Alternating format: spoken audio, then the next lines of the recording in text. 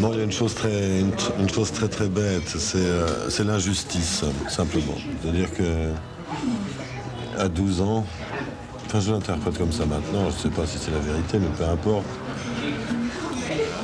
À 12 ans, 11 ans, mes parents m'ont mis en pension parce que mes frères aînés y étaient bien. Donc on m'a pas demandé mon avis, on m'a dit, comme les frères aînés, ils sont heureux, tu y seras heureux.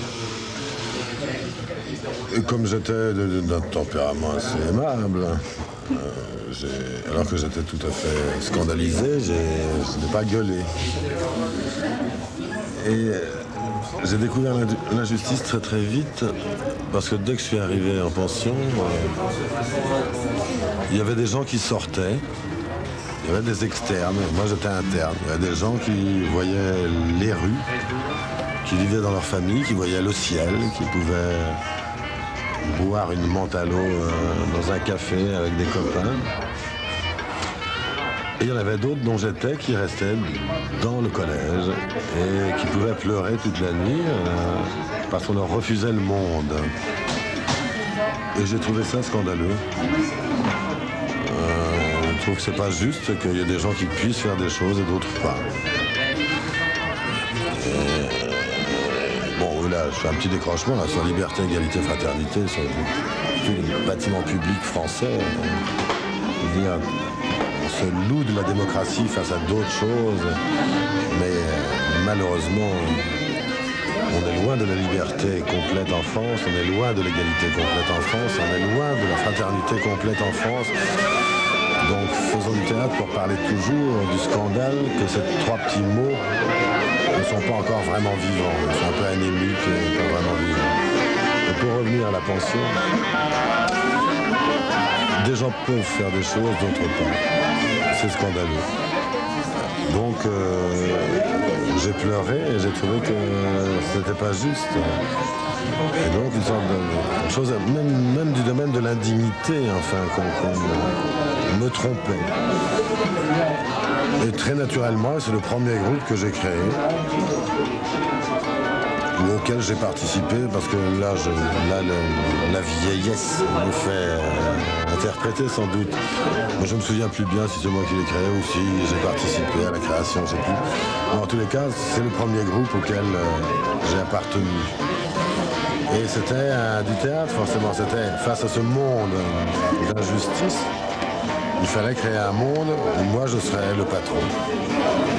Et je pouvais décider ce qui serait juste et injuste et vivant et amoureux et poétique. Et je crois que ça va faire 34 ans. Et je crois que je pense exactement la même chose. Toujours.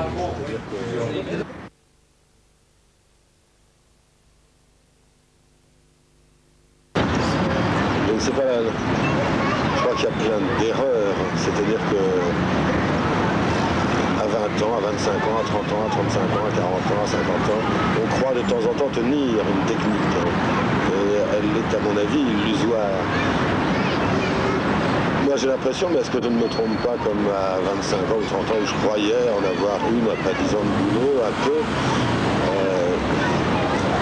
de dire, est-ce que je ne me trompe pas de dire que c'est il y a 3-4 mois que j'ai eu pendant 2-3 secondes sur le plateau l'impression de faire exactement le témoignage que j'aimerais faire au théâtre. Alors c'est entre la maîtrise et l'intuition, c'est-à-dire que j'ai eu un bonheur inouï sur le plateau en reprenant un rôle du Cohen comme ça, un bonheur qui m'a inondé, qui était même d'une maîtrise et à la fois d'une intuition et d'un plaisir plein, libre et à la fois complètement maîtrisé.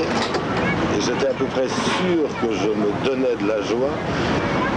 Et orgueilleusement, j'ai pensé pendant 2-3 secondes en donner au public. Et ça, un moment sur 26 ans de théâtre, c'est pas... Est-ce que je ne me trompais pas là sur la maîtrise? Est-ce qu'il n'y a pas d'autres terrains encore à découvrir? Je crois qu'on est peut-être à 70 ans, peut-être un jour, ou à 80, je serai un acteur. Mais dès que je me le serais dit, je serais tremblant et je ça que je ne sois pas orgueilleux et que c'est pas vrai, non.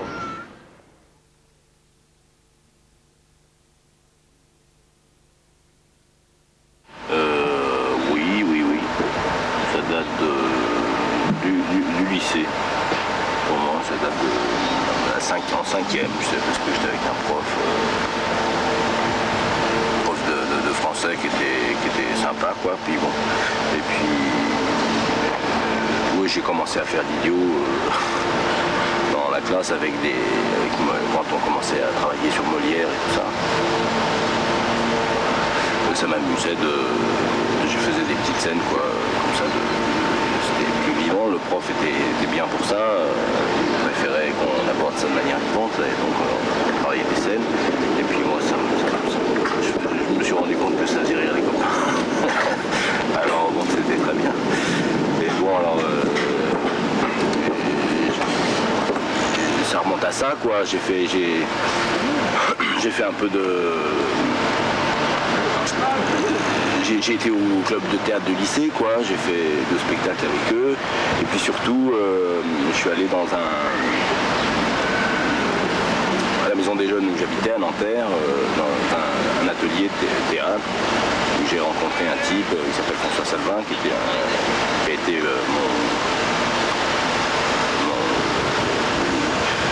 qui était très important pour moi, quoi. Ouais.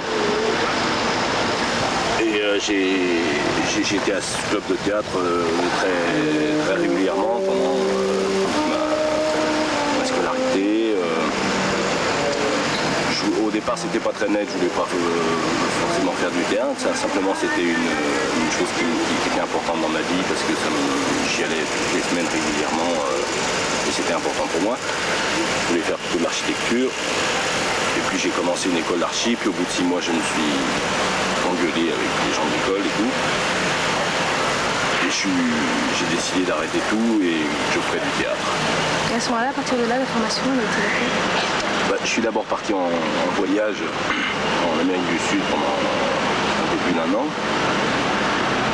Et puis je suis revenu, j'ai repris contact avec ce type, François, comment on appelle ça,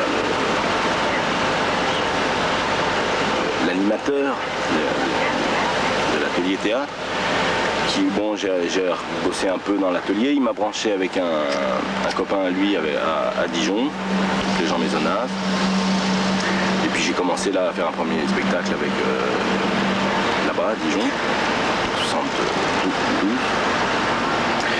Puis ensuite j'ai fait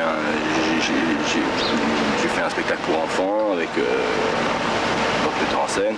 Et puis j'ai rencontré des gens qui s'appelaient la Compagnie de la Grande Cuillère, qui était une jeune compagnie, quoi, qui bossait. J'ai travaillé avec eux pendant 1 an. Il y avait Paul Alliot qui était dans le spectacle que tu as vu, Hérisson. Ouais. Il y avait Michel Boujna qui maintenant fait son chemin tout seul. Bon, il y avait des gens comme ça. Et puis au bout d'1 an de cette compagnie, sur les conseils d'une amie, elle m'a dit pourquoi tu passerais pas le concours du conservatoire à Paris.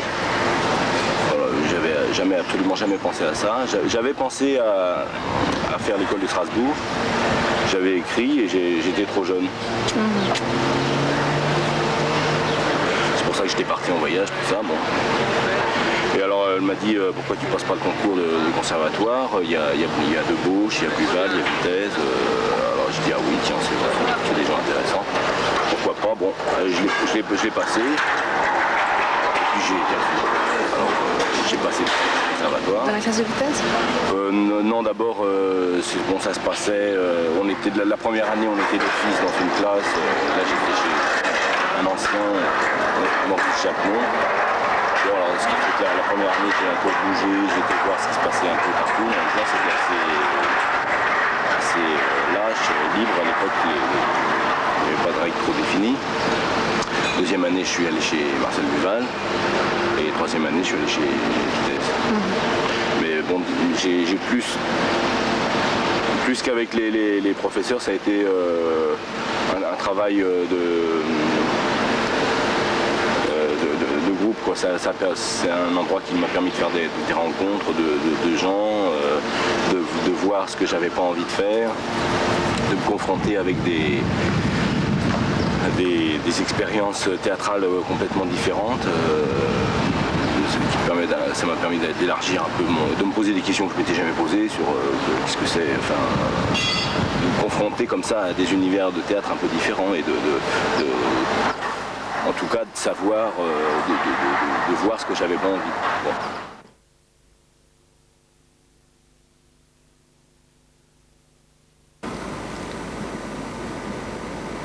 Oui, quand même.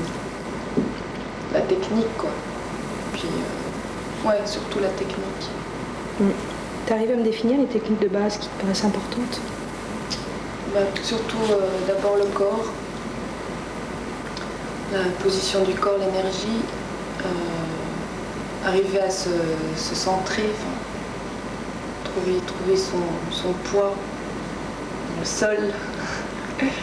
Donc pour ça, à Strasbourg, on avait des cours, par exemple, d'aïkido, de danse, tir à l'arc, des choses comme ça.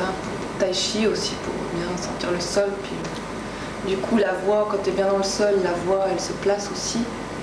Puis évidemment, les cours de chant, je trouve que ça élargit, ça ouvre, ça donne une espèce de générosité, en fait, t'es obligé. Et puis, diction, on n'a jamais eu, puis bon, ça, on peut le faire tout seul, donc c'est pas... Je pense que c'est les deux choses de base, en fait. Parce que tu joues avec ça, avec ta voix, ton corps, d'abord. Donc, faut le travailler.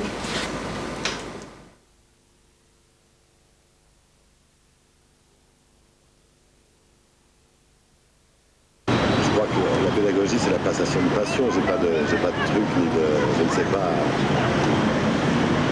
Donc simplement, quand je suis intervenu à l'école du TNS, je leur racontais mes problèmes que j'avais sur le moment. Et puis on travaillait ensemble de la même façon que quand je travaille avec une équipe, avec mon équipe. C'était avec une autre équipe que j'essayais qu'elle soit mienne au bout d'un moment. Et de leur passer en passion les quelques éléments que je connais du monde et du théâtre. C'est-à-dire que pas beaucoup, il y a plein de malentendus sur ce métier. C'est-à-dire que, et là si on parle de l'école, je crois qu'une école devrait être plus la formation des hommes et des femmes. Et pas du tout. Le théâtre ce serait un plus. Mais il faut, dans une école, il y a des cours de philosophie, d'histoire de l'art, et tout ça d'une façon joyeuse. Et il faut aller se balader, voir des choses, il faut essayer d'inventer des hommes et des citoyens. Le fait d'une école de théâtre, ce serait plutôt ça. Et puis, en sortant, peut-être, s'ils sont des hommes et des femmes, ces jeunes gens, dont on essaierait de trouver toujours les lois d'engagement commun sur le monde et le théâtre, peut-être qu'à la sortie de l'école, ils seraient des acteurs et des actrices. Mais moi, je ne suis pas tellement d'accord sur le fait de... Mais bon, ça, j'en sais rien. Il faudrait vérifier tout ça. Mais sur le matin, on fait un peu de corps, puis après, on fait un peu de voix, puis après un peu de voix, on fait un peu d'escrime, puis après un peu d'escrime, on fait un peu d'acrobatie. Et puis, finalement, vers 2h de l'après-midi, on se commence à faire de l'art. Je crois que non, il faudrait que dès 9h du matin, il faudrait faire de l'art. Et de l'art et se promener dans le monde. Qu'est-ce que c'est? Faire de l'art, c'est la bêtise. C'est la bêtise. C'est une bêtise. Parce que là, j'étais un peu sur l'ironie d'une école qui voudrait que ces jeunes gens, en 3 ans, sortent en faisant de l'art. C'est pas la question, je crois. Je crois qu'il faut faire des hommes et des dames et des messieurs d'abord. Faire de l'art, ça arrive peut-être une fois dans sa vie. Je ne sais pas à quel âge, peut-être à 17 ans, puis peut-être à 80 ans, je ne sais pas. On dit souvent que c'est les 80 premières années qui sont les plus difficiles. Donc peut-être que c'est après qu'on va faire. Non, en riant, ce que j'appelle faire de l'art, vois que tous les grands, que ce soit Godard, Picasso, Goya, des gens comme ça, racontent le désastre. Si on prend les peintures noires de Goya, c'est invraisemblable.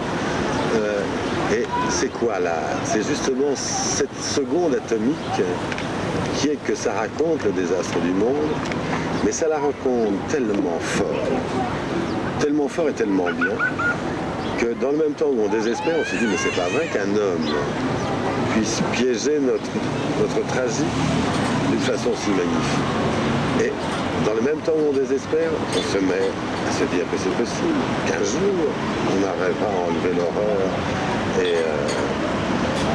et à gagner le paradis, et à faire le paradis. Et c'est tout, je crois que c'est tendre à raconter magnifiquement le terrible et le tragique de nous tous. C'est simplement ça, pour moi, d'une façon un peu simplette. Faire de l'art, c'est ça, en gros.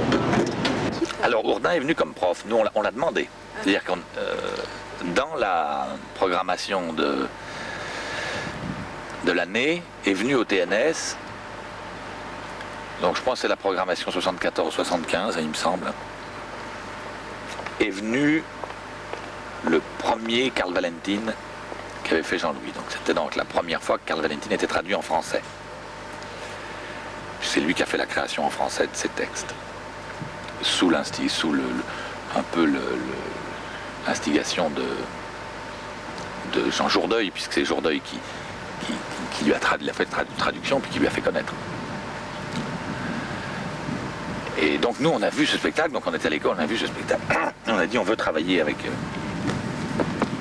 ce monsieur et cette dame, puisque c'était une mise en scène Jean-Louis Ourdin et Arlette Chausson.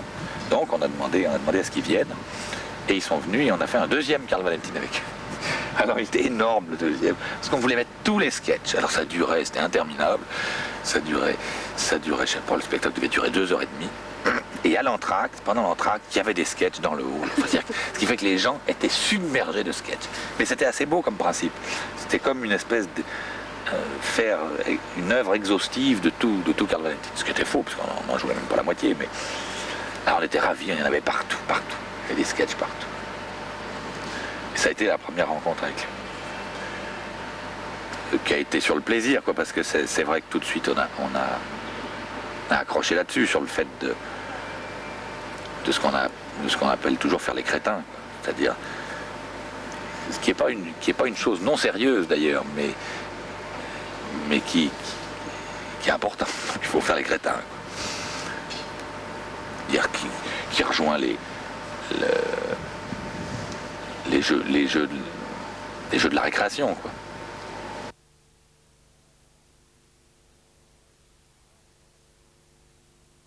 Ça travaille comment?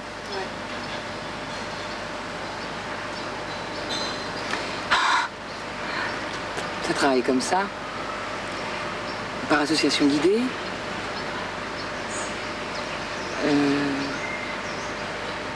par association d'idées, de laisser un peu venir ces associations nulles, j'ai envie de dire toujours nulles, c'est-à-dire de ne pas porter de jugement sur les choses qui sortent, de se faire confiance.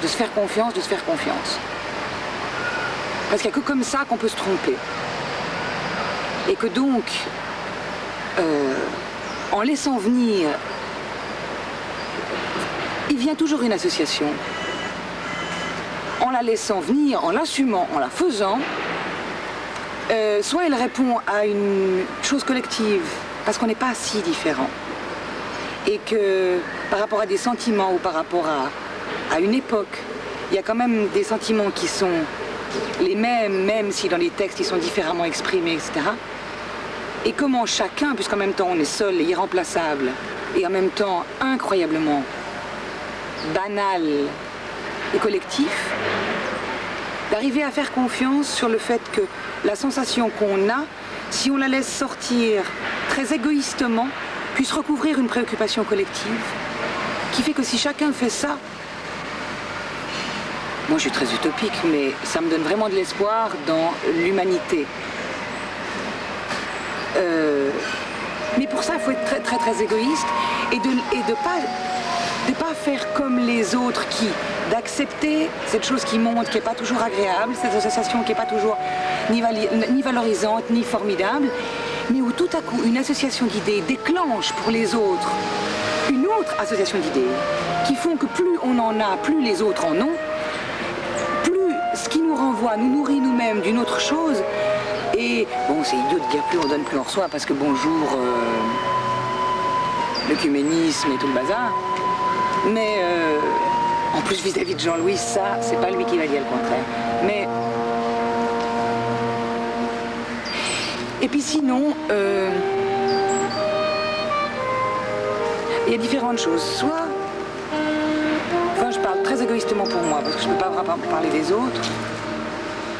De travailler sur des choses très, très, très intimes, très personnelles, qui sont ma cuisine. Et des fois, de remettre en chantier cette cuisine tous les soirs, c'est épuisant. Parce que de faire vraiment chaque fois remonter absolument les mêmes sensations quand on a trouvé que pour le plateau ça produisait une chose juste, des fois c'est vraiment fatigant parce que je me souviens de La mort de Danton qu'on a fait avec Jean-Louis, où je jouais Julie, c'est-à-dire la femme de Danton, et Julie se suicide.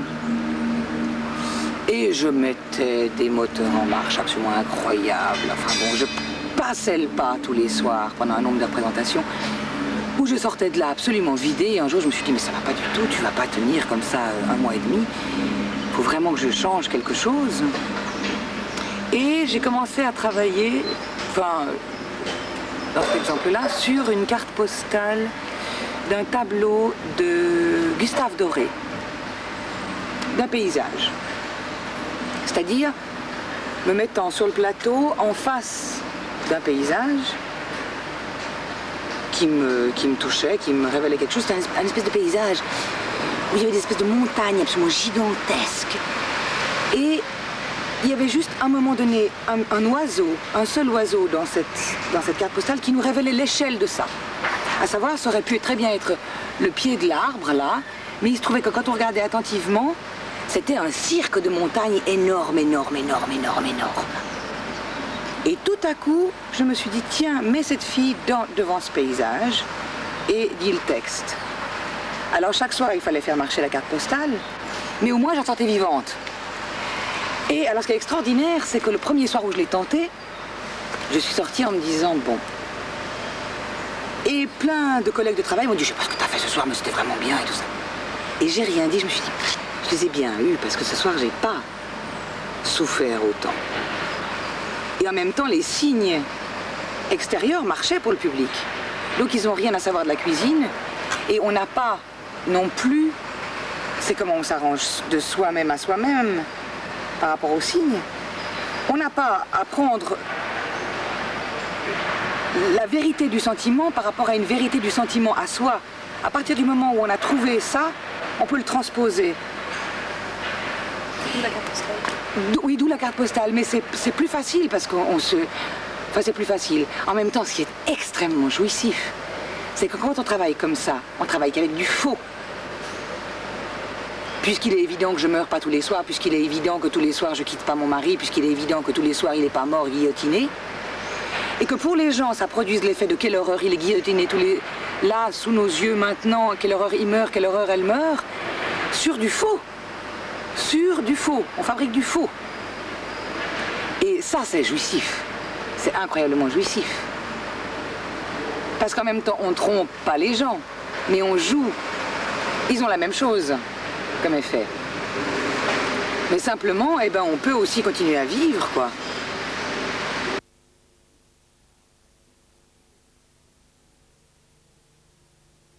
C'est une espèce de complicité, je dirais. Moi, je dis souvent, je sais pas, quand je jouais à Erna, j'avais l'impression qu'Erna venait à moi et que j'allais à Erna. Tu vois, que c'est une espèce de petite rencontre comme ça, un peu magique, qui se fait... Comment connaissez-vous tout cela? C'est mon patron qui me l'a expliqué dans le temps, quand j'étais encore domestique. Il était professeur. Vous savez, quand ça va mal pour moi,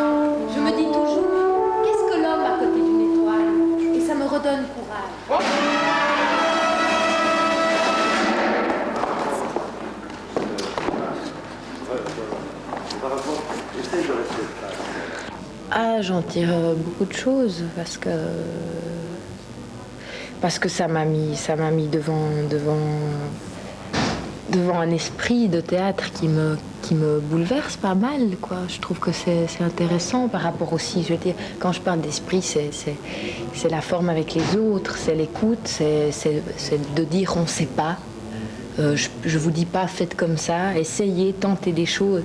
Et je sais pas encore très bien ce que ça m'a appris, mais je sais que c'est ça qui m'intéresse. Et puis le fait d'espèce d'humilité aussi, voilà, bonjour, et puis on raconte, quoi. C'est parce que souvent dans ce que je connais, souvent c'est des rôles, c'est des personnages, c'est des acteurs qui viennent se montrer. Et moi ça m'intéresse pas. Et tout d'un coup là, voilà, je découvre un ensemble d'êtres humains qui essayent d'être ensemble à raconter, quoi. Et ça m'intéresse beaucoup. Alors je sais que c'est en train de porter ses fruits dans ma tête, tu vois, c'est encore flou, parce que moi je suis très lente de toute façon mais je sais que c'est ça qui m'intéresse en tout cas, ça c'est les fruits que ça m'a apporté.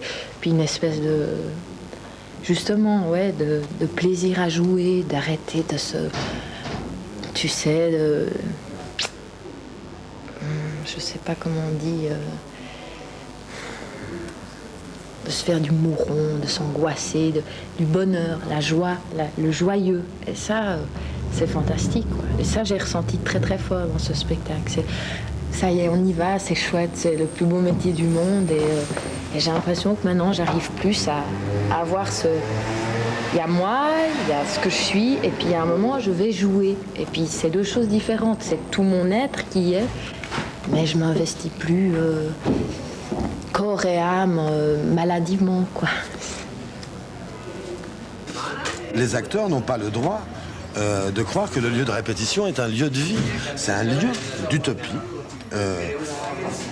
nostalgique à cause de plein de choses, de l'enfance, de notre grande tradition des acteurs-auteurs qui disparaît, etc., de la non-intervention de nos métiers maintenant qui sont confondus dans de la culture, etc. Mais sinon, c'est exactement ça. Ils n'ont pas le droit de considérer que c'est... Enfin, je suis un acteur. Nous n'avons pas le droit de considérer que c'est un lieu neutre où on nous ferait son marché par hasard, là, pour une carrière, ou je sais pas quoi. Non, c'est plus important que ça, c'est plus grave. C'est-à-dire qu'on est obligé de créer la vérité d'une utopie, même si c'est douloureux, même si c'est grave, simplement pour que dans le temps même de la représentation, dans le sens de la convocation théâtrale, dans le fait que nous sommes une population miroir de la population publique et que le désastre joyeux dont nous parlons est au milieu, les acteurs doivent, dans le temps de répétition, créer cette république des acteurs pour qu'elle puisse contaminer le public à un moment donné.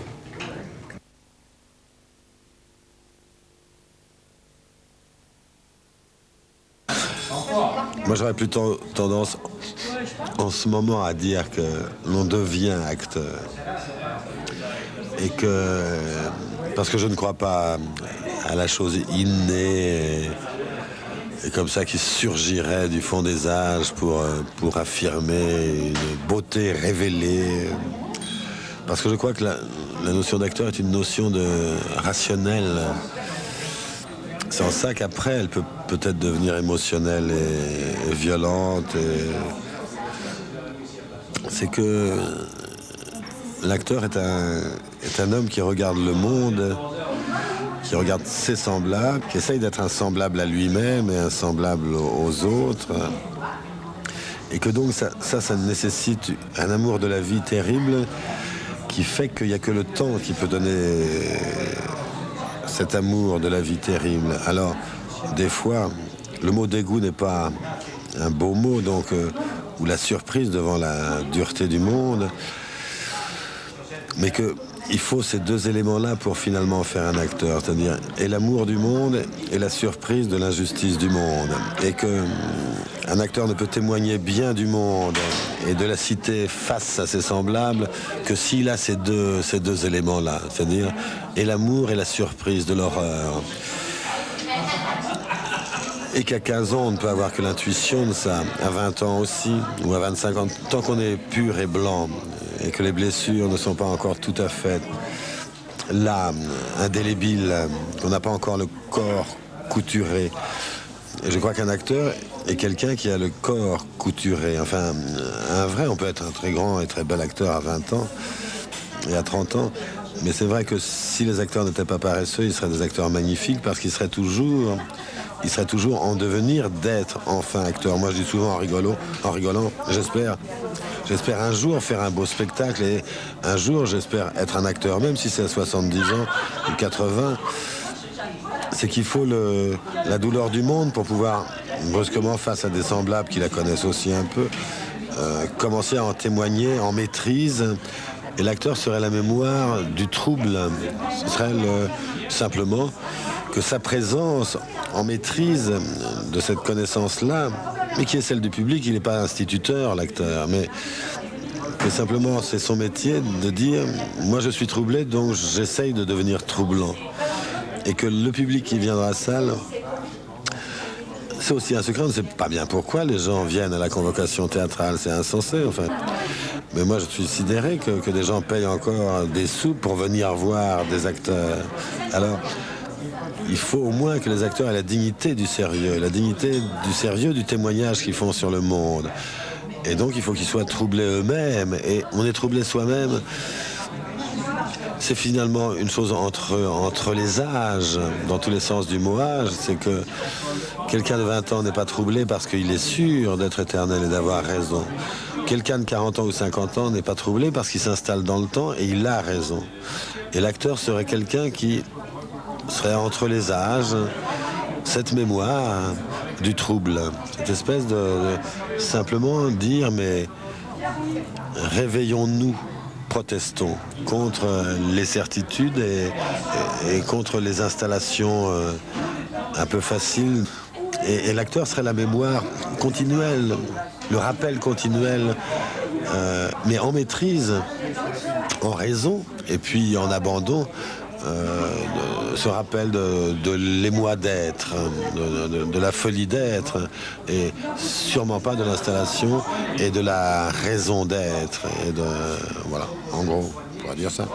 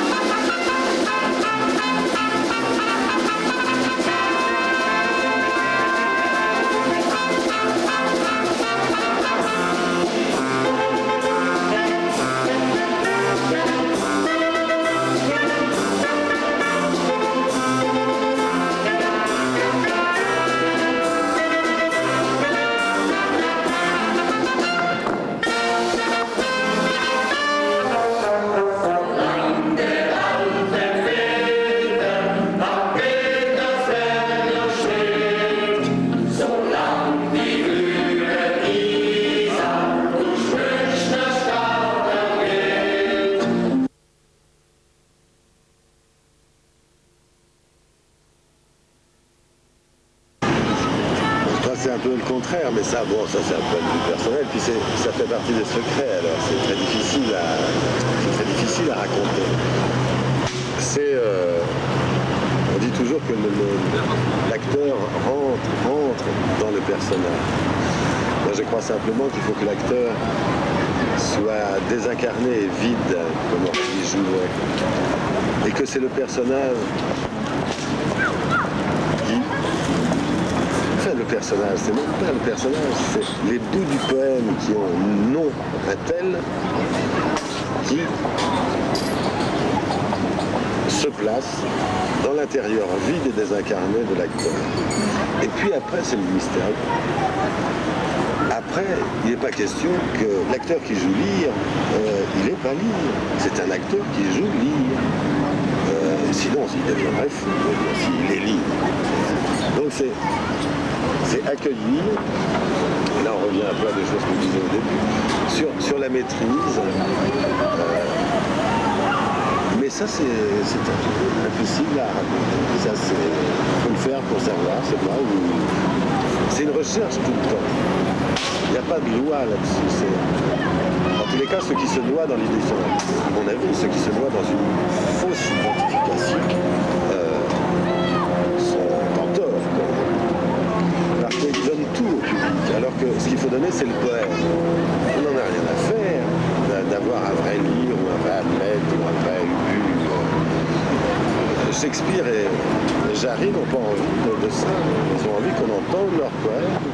Et parce que si on fait des œuvres psychologiques vraies, pourquoi aller au théâtre? On les a dans la rue, on les a dans la rue. Dire le lieu du théâtre, c'est celui du théâtre. Ce n'est pas le lieu d'une identification et d'un réel et d'un vrai imité de la vie. Il faut absolument s'enlever de ça de la tête quand même.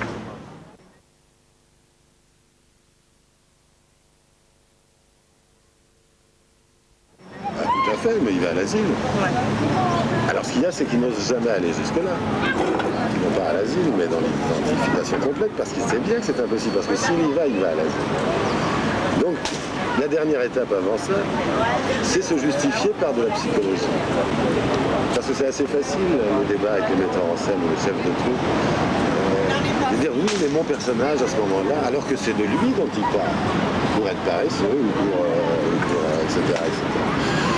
Donc c'est pas ça, il faut chercher ensemble comment faire passer le poème, parce que si l'acteur prend en charge toute la psychologie d'un personnage, le spectateur n'a plus rien à découvrir, puisqu'il a le réel devant lui. Ce qu'il faut, le théâtre théâtral, le théâtre épique, c'est celui qui montre presque l'inverse. Si on prend Casimir et Caroline, si on fait de cette petite jeune femme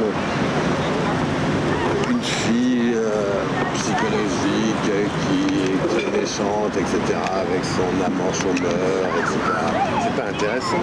Ce qu'il faut faire, c'est montrer cette femme qui est simplement sur le bonheur illusoire de cette fête d'octobre de la bière et qui ne se rend pas compte du tout, qui est simplement dans la joie de l'illusion de la fête. Et quand elle va rentrer dans la nuit en la quittant, elle va revenir dans le réel. Et là, elle va se tuer parce qu'elle va voir que le monde n'est pas le monde illusoire de la fête. Et si un acteur mâche, une actrice mâche au public, psychologiquement, toute cette chose-là, le public n'a plus rien à découvrir. S'il voit une fille solaire, heureuse, quand il va quitter le théâtre, ou même un peu pendant, il va se dire, mais c'est pas vrai qu'elle soit à côté de la plaque. Autant que ça. Et là, il découvre petit à petit que c'est une aberration qu'elle soit malheureuse à ce point-là et qu'elle ne s'en rende pas compte. Mais si on la voit en train de se rendre compte, le poème d'Horvath est foutu. Donc la psychologie vient tout noyer au théâtre.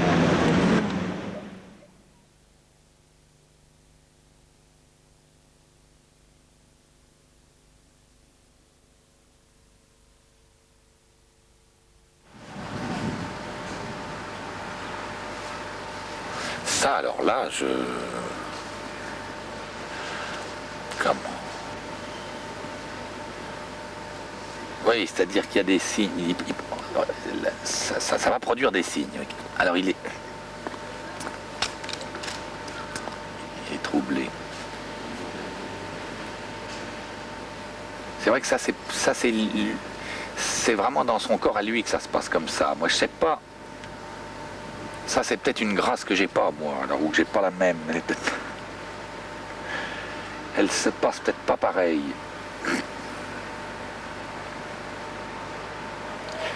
Que lui soit troublé dans son corps très profondément, il l'est peut-être plus que moi. Enfin, je veux dire, il l'est peut-être pas de la même manière. Alors c'est pour ça qu'il le dit comme ça. Non pas que je sois pas troublé, mais c'est sûr que je construis certainement, peut-être plus ou autrement que lui. C'est ce que je parle de moi parce que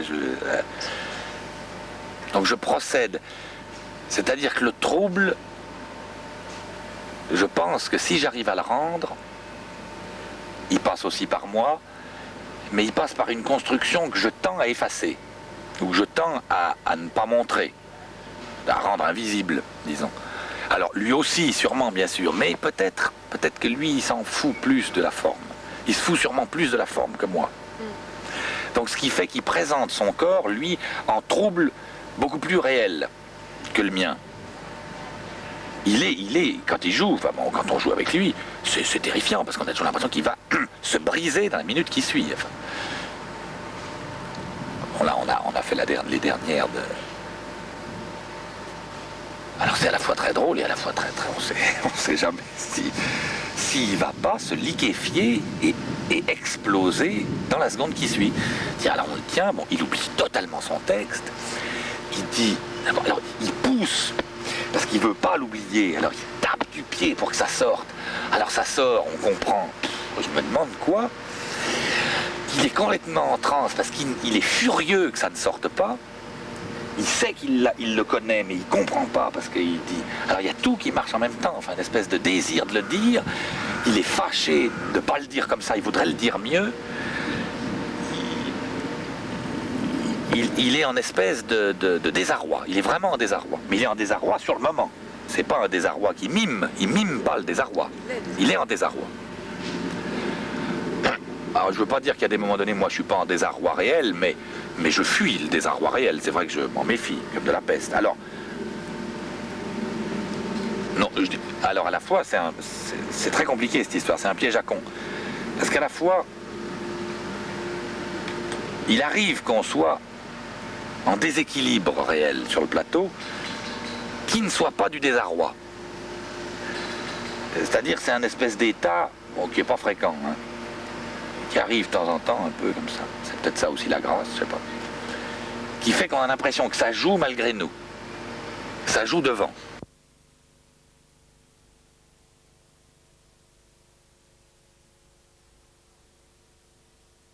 Ah ouais.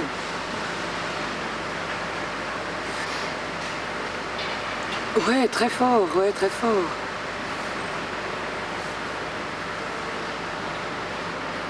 Bon, on est sans arrêt loin de chez nous, on est sans arrêt hors de nos pompes, puisqu'on est sans arrêt en train d'en faire d'autres. Je sais que le fait que les autres soient là autour, si on travaille un peu longtemps avec les mêmes gens, bon, c'est des amis, puis c'est des amis très forts, puisqu'on partage des choses dans le boulot, on s'expose de telle manière. C'est pas forcément on ne le voit pas après comme une exposition quand le spectacle est fini. Mais dans le travail, on montre des choses de soi qui sont pas toujours ni belles, ni ça, ni ça. Ça fait en même temps, c'est terrifiant parce que ça veut dire qu'on fait une confiance aussi dans les autres, avec les gens avec lesquels on travaille. C'est des gens qui ont été là au moment où on a vécu ça. Alors dans la vie, on est très attaché aussi à des gens qui... En fait, ça serait l'idéal de la famille. Il se trouve que la vraie famille, c'est pas ça. Donc je crois que la famille théâtre est encore plus forte parce que elle nous a vus, enfin les gens avec lesquels on travaille sur des longues périodes, nous ont vus dans des états de tels lamentables ou bien de telles émotions ou de telles... On a partagé de telles choses qui restent un secret. Parce que qui reste un peu notre cuisine. Il y a des anecdotes de travail qu'on raconte entre nous. On est très content d'anecdotes quand on se retrouve le soir aussi, parce que ça fait partie de notre histoire et de ces sédiments qui fondent un personnage. Et que d'autres soient témoins de ça, c'est une générosité qu'on leur fait, c'est aussi une générosité qu'ils nous font. malgré cela, ou grâce à cela, de rester près de nous. Et que ouais, c'est vraiment une famille importante.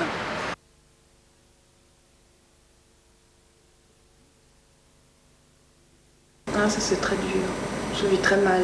Chaque fois c'est les pleurs. Non, c'est vrai que c'est un arrachement. Parce que bon, il y a des très bons moments, des moments plus tendus, mais il y a quand même quelque chose de fort qui se passe forcément entre les gens. Et puis tu fais un spectacle, tu fais partie d'une chose qui réunit les gens. Et puis on te l'arrache, quoi. C'est vrai que c'est comme si il y a des moments où tu as envie que ça finisse, puis quand c'est fini, tu n'as plus envie que ça finisse. Et puis tu t'attaches aux gens, forcément. À moins que ça se passe très mal, alors là, bon, mais dans le cas où... Ouais, mais quand ça se passe bien, c'est vrai que tu te trouves pas normal. Enfin, c'est surtout le moment où les gens ont fini d'applaudir, puis tu sais, c'est la dernière. Et puis, à peine on est démaquillé, que les gens cassent tout le décor, que tout est fini. Enfin, c'est un choc, quoi. Je trouve ça... De toute façon que là, tu te rends compte que tu es vraiment un pantin. Enfin, t'as l'impression que tu n'existes pas, enfin, que tu n'as aucune place nulle part. C'est assez dur. Surtout après, quand tu sais que tu continues. Moi, ça m'est arrivé justement après Jean-Louis. Le lendemain de Poitiers, j'allais directement répéter. Puis je suis tombée sur quelque chose de complètement différent, opposé, mais vraiment. Autant avec Jean-Louis, c'était ouvert, enfin, tu vois. Et là, c'était le bloc, quoi. C'est-à-dire, tu n'avais pas le droit de proposer, on t'imposait tout, tes déplacements, tu vas de A à B, de C à D, enfin, une espèce de façon de faire du théâtre complètement rigide, quoi. Alors tu te retrouves le lendemain, tu vois, d'une bonne expérience, tu te retrouves directement là-dedans, mais t'es mal. Hein. Pour ça, j'ai cassé ce contrat-là, parce que je portais pas cette espèce de... Ça, c'est vraiment violent, c'est deux opposés, tu peux pas assumer, c'est vrai. C'est drôle.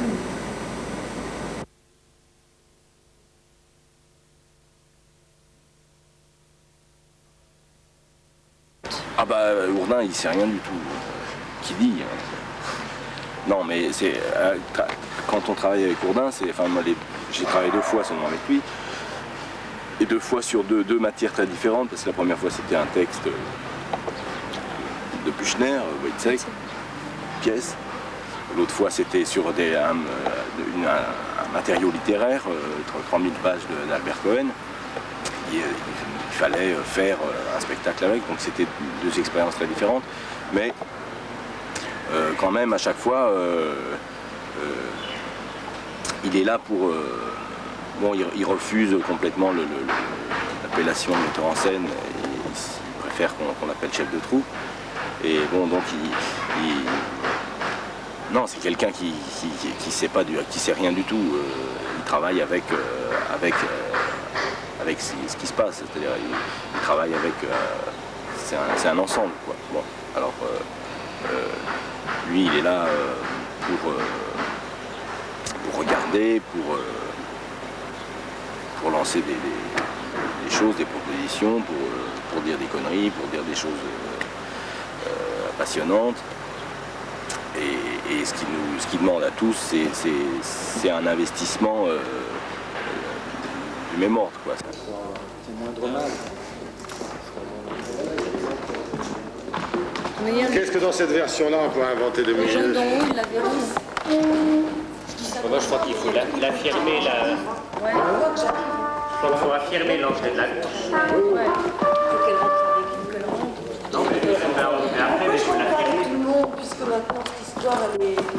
Montrer tous les 4. Et on est les 4 qui arrivent.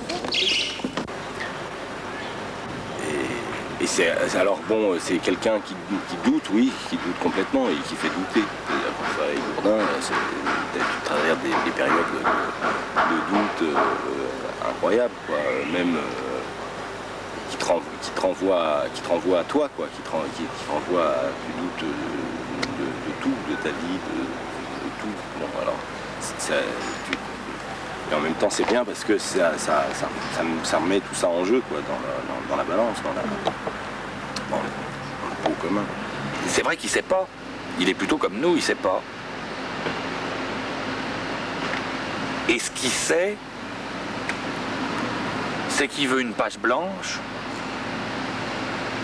sur laquelle tous on invente ensemble la narration de ça, devant les gens. Donc il veut pas faire croire que ça part